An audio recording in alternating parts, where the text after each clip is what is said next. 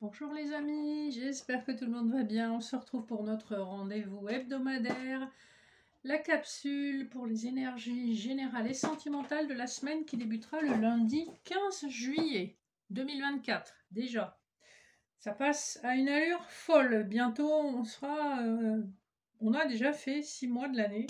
Incroyable, 6 mois et demi. Alors, j'espère que vous profitez peut-être de vacances et d'un beau soleil enfin. Et pour cette semaine, je vous ai proposé, comme d'habitude, des couplets avec le Béline de Gabriel Sanchez et le Rider-Waite, des couplets pour le sentimental avec l'oracle de l'énergie, le petit Lenormand étendu, et pour vos messages annexes, une carte de l'oracle des anges et une carte de l'oracle du pouvoir des déesses. Je rappelle que c'est général, intemporel, prenez uniquement les messages qui résonnent pour vous, ne forcez pas la lecture. Et si ça ne vous parle pas, eh bien, je vous invite à trouver des vidéos sur YouTube qui vous parlent davantage, car il y en aura certainement. Alors, pour voir l'énergie générale de la semaine, je vais, comme d'habitude, utiliser l'oracle de la triade, voir un petit peu ce qu'on nous dit. Alors, on a la naissance, l'énergie et le delta qui ont sauté ensemble, donc d'excellentes cartes, où on nous parle de quelque chose qui est assez prémisse, qui est à des débuts, mais avec beaucoup d'énergie. On a beaucoup de clairvoyance et de compréhension sur ce qui est en train de se passer. On nous parle soit d'un lien amical, soit d'un lien fraternel, soit d'un lien d'âme très fort qui est en train de se mettre en place. Avec la clé derrière, on voit que de toute façon, donc on a la clé de la destinée, je n'avais pas vu, on a aussi la prière. On a des prières qui vont être exaucées. Je crois qu'on avait des énergies très similaires ces dernières semaines. Des prières qui vont être exaucées par rapport à un début probablement de relation, puisqu'ici on nous parle quand même de relationnel. Avec l'énergie, on nous parle, si c'est une relation amoureuse, de beaucoup d'attraction, beaucoup de force, beaucoup de passion et d'impulsivité. Néanmoins, on a quand même beaucoup de clairvoyance avec le delta. Vous voyez comment ça vous parle. Ça peut être aussi une rencontre importante au travail, hein, donc c'est toujours possible, ou dans votre environnement familial, ou autre que sentimental. Tout est possible. Alors, avant de regarder les couplets, on va examiner d'autres decks. J'ai bien mélangé les cartes avant de les poser. Alors, nous avons le 7 d'épée en d'autres decks du Rider-Waite, le 7 de bâton, donc ça nous fait 2 x 7, le pendu. On voit que quelqu'un vous a laissé tomber ou vous a déçu. Ça crée beaucoup de conflits intérieurs, beaucoup de peine, beaucoup de douleur. C'est quelqu'un qui n'a pas été honnête avec vous. Et quel que soit le domaine, vous en avez eu le cœur très gros. Le dos de deck du Béline nous parle de stérilité, donc on vient de ça. Avec l'argent, on nous parle de difficulté à faire rentrer de l'argent. On a néanmoins une source de ressourcement avec la campagne de la santé. La fatalité nous parle aussi avec la méchanceté de la fin de quelque chose, avec des mots qui ont probablement pas été très tendres avec vous.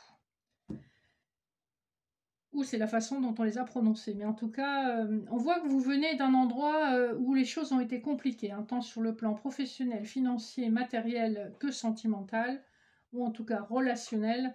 Vous vous êtes senti trahi, laissé tomber, laissé pour compte. Et on voit que ça vous a quand même fait du mal. Alors, premier couplet, nous avons le départ et le 9 d'épée. On voit quelqu'un qui a eu des insomnies, tellement qu'il y avait de soucis, de stress. On voit une personne avec beaucoup de conflits intérieurs qui a énormément souffert et qui a décidé de laisser cette situation derrière lui ou derrière elle. Avec le départ, on embrasse un nouveau départ, on prend de la hauteur et on laisse derrière soi une situation qui a été extrêmement blessante. Donc on est toujours dans les énergies de la coupe, hein. Ensuite, nous avons, décidément, les ennemis et le 2 d'épée. On n'a pas forcément vu ou pas forcément voulu voir une inimitié quand même très forte. Vous voyez, le rouge de la carte est quand même très puissant, il est très agressif, et c'est un serpent, et c'est une épée. il y a des mots qui ont été prononcés, c'est ce que je vous disais, qui ont mis un terme à une relation, qu'elle soit d'ordre professionnel ou privé. Mais si j'en reviens au tarot, 35, ça nous fait 3 plus 5, ça fait le 8, ça fait la justice. Et on a d'ailleurs l'épée de la justice ici qui tranche. Et on a 2 autres épées dans la carte d'à côté. Donc on voit qu'il y a eu des joutes verbales extrêmement blessantes. Ensuite, nous avons le hasard et le 8 de bâton. Croyez-le ou non, il y a un message qui arrive vers vous assez rapidement. Ça n'est pas un hasard. Et c'est quelque chose qui, en principe, doit être couronné de succès. Hein. Donc on a une énergie qui change. On a une énergie qui va s'avérer beaucoup plus positive et plus passionnée, quel que soit le domaine. Donc voilà, vous êtes déjà, vous êtes un petit peu au fait de ce qui vous attend. Sur le plan purement sentimental, on va regarder ce que ça nous dit. On a en dos de deck du petit Lenormand le temps, l'hélice, l'éclaircie, donc les nuages et le cadeau. On voit qu'ici l'univers vous fait un cadeau, des masques vont tomber, vous allez voir beaucoup plus clair dans une situation. J'espère que ça ne brille pas trop au niveau des cartes, voilà.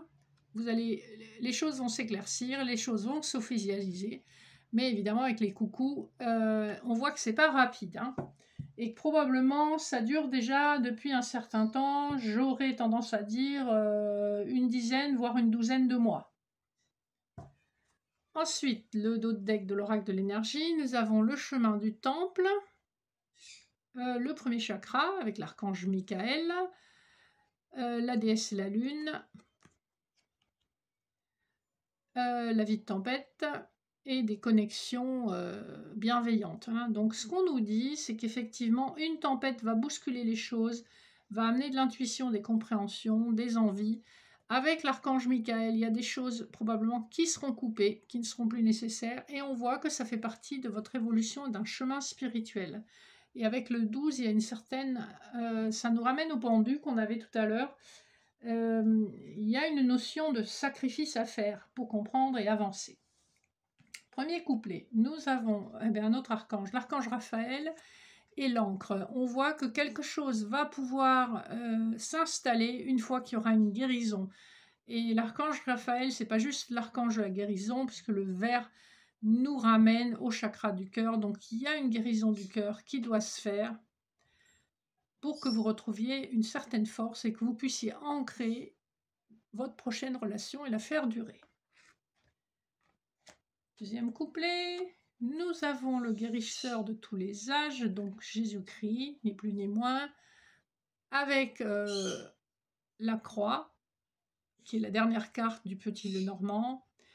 On vous confirme une guérison qui a quelque chose de miraculeux. On vous confirme le fait que vous êtes au bout du bout, que vous avez vraiment beaucoup porté avec cette croix, que ça a été extrêmement difficile, mais que vous avez quelque part au fond de vous conservé la foi, que quelque chose de mieux vous attendait, et on vous dit voilà, vous êtes récompensé, ce quelque chose de mieux que vous attendiez est en train d'arriver.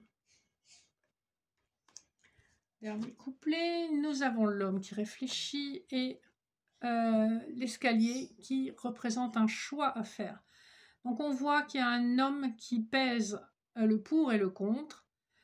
Avec le 22, on a le chiffre 22 ici, on renforce cette notion de dualité, mais on voit que le chiffre de l'homme qui réfléchit, c'est le 4 plus le 6, qui nous ramène au 10, 4 plus 6, 10, la roue de fortune. On voit que cet homme réfléchit, mais qu'il va suivre sa voie destinée, puisque la roue de fortune va le pousser dans la direction de sa destinée. Donc il y a encore un instant d'hésitation, mais avec cette carte-ci, je pense que l'hésitation ne va plus durer très longtemps. Donc voilà un petit peu les énergies qui vous attendent pour cette semaine. J'espère que ça vous parle. C'est assez puissant, il y a pas mal de chamboulements. On voit que vous venez d'un lieu où vous avez été en grande souffrance et que vous avez dû faire un grand travail intérieur pour guérir et lâcher ces blessures, pour lâcher prise également, ramener l'énergie à vous, et que vous allez enfin connaître une situation qui se débloque. Alors, je vous laisse réfléchir un instant, voir si vous prenez dans les messages annexes le 1, le 2 ou le 3. Vous pouvez toujours faire pause si vous le souhaitez. Et je vais lire tout de suite le message des les deux premières cartes. Alors, nous avons la joie pour le message des anges qui vous dit « La joie est l'énergie la plus élevée. Elle naît de votre gratitude pour les cadeaux de chaque instant et donne la sensation magique que tout est possible. Elle vous permet d'attirer le meilleur et de créer présent et futur à leur niveau le plus élevé. » Ce qu'on vous dit ici, c'est qu'effectivement, la joie élève votre vibration et va vous permettre d'attirer l'abondance et d'autres joies sous toutes leurs formes. Le message de la déesse, c'est Mastery, ça veut dire être dans la maîtrise. Vous avez quelque chose à maîtriser. Et avec le 44 en chiffres, nous avons 4 plus 4, 8. Il y a encore cette notion de justice et de justesse, donc d'équilibre à trouver. Et en maîtrisant votre art, en maîtrisant vos émotions, vous allez trouver cet équilibre. Le choix numéro 2. Nous avons l'averse d'abondance. Magnifique carte.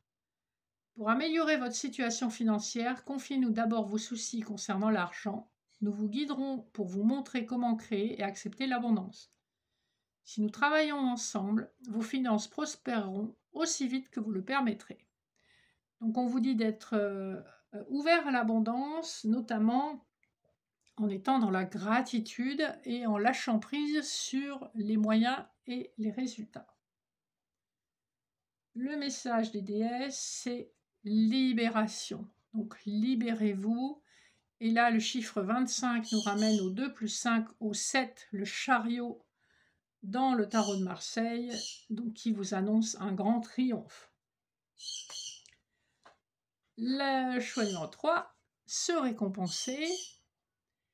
Vous avez beaucoup donné de vous-même ces derniers temps. Il faut maintenant penser à recevoir. Prenez le temps de vous récompenser de manière significative. Cet équilibre est essentiel pour conserver l'énergie, l'optimisme et la motivation à leur niveau le plus élevé. Donc n'oubliez pas de vous féliciter pour vos petites victoires. Tout est important et tout fait plaisir. Les déesses vous disent d'accueillir la transformation. Le numéro 45, 4 plus 5, ça fait 9. Ça nous ramène à l'ermite. Et pour moi, ça rejoint un peu le message que je vous donnais tout à l'heure. Vous êtes en train de terminer une transformation qui a duré entre 9 et 12 mois.